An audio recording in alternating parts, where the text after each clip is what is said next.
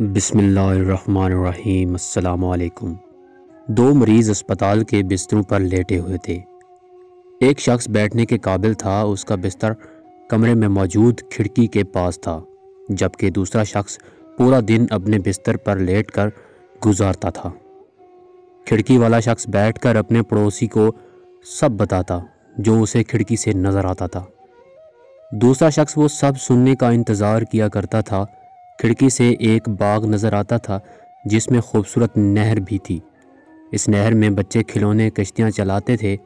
منظر بہت دل فریب تھا۔ کھڑکی کے نزدیک والا برابر لیٹے ہوئے شخص کو تمام تفصیلات بتاتا اور لیٹا ہوا شخص تصویر کی دنیا میں کھو جاتا تھا۔ ایک دن نرس کمرے میں داخل ہوئی اور کھڑکی والے شخص کو مردہ پایا۔ دوسرے شخص نے اپنا بستر کھڑکی کے پاس لگانے کی فرمائش کی۔ نرس نے ایسا ہی کیا اور کمرے میں چلی گئی۔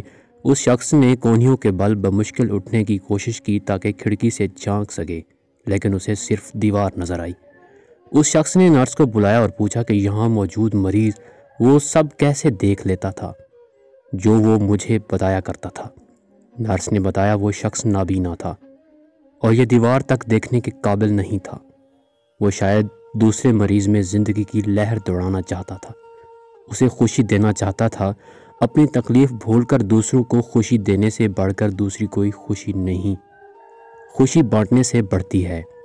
آپ بھی دنیا میں تھوڑی سی خوشی کی وجہ بن کر اس دنیا کو مزید بہتر بنائیں۔